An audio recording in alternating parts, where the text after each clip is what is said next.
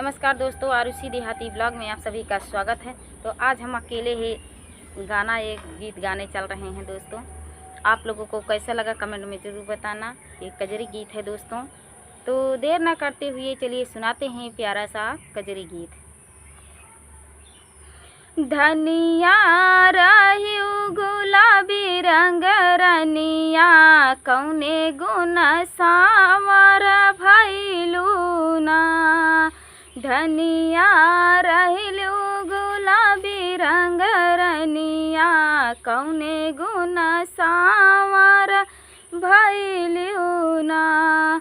नैहरे मरहली मम्मी कह दुलारी, नैहरे मरहली मम्मी कह दुलारी। ससुरे सही ससुजी कही बोलिया, एही गुने सावर भइली ना।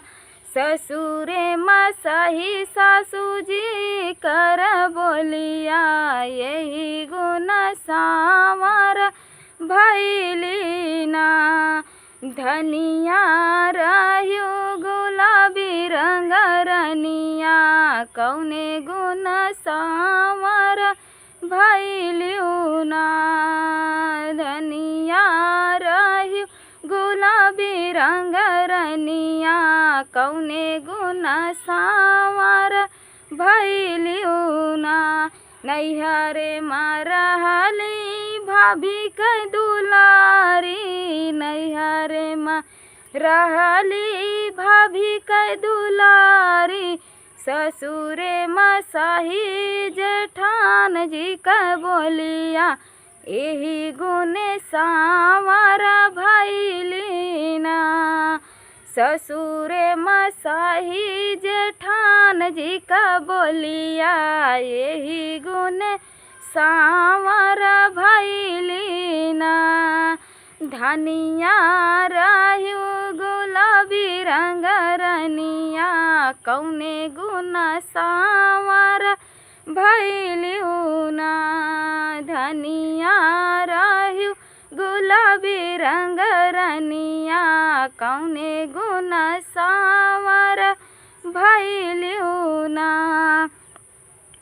नैहरे मरहली बहनी कह दुलारी, नैहरे मरहली बहनी कह दुलारी। ससुरे मसहली ननद जी का बोलिया, यही गुने सावर भइली ना। ससुरे मसहली ननद जी का बोलिया, यही गुने सावर भइली ना। नैहरे मरहली भैया कह दुलारी, नैहरे मरहली भैया कह दुलारी। ससुरे मसहली देवर जी का बोलिया, एही गुने सावर भइली ना। ससुरे मसहली देवर जी का बोलिया, एही गुने सावर भइली ना। धनिया रहियो गुलाबी रंग रनिया, कौने गुण सावर भइलियो ना। धनिया रहियो गुलाबी रंग रनिया, कौने गुण सावर भइलियो ना। तो ये प्यारा सा कजरी गीत आप सबको कैसा लगा दोस्तों, कमेंट में ज़रूर बताना। अकेले सांस नहीं थमती हैं दोस्तों, फिर भी कोशिश की हूँ। आप लोगों को कैसा लगा कमेंट में ज़रूर बताना दोस्तों। तब तक के लिए मिलते हैं अगले वीडियो में। जय श्री राम, जय श्री राधे श्याम, हर हर महादेव।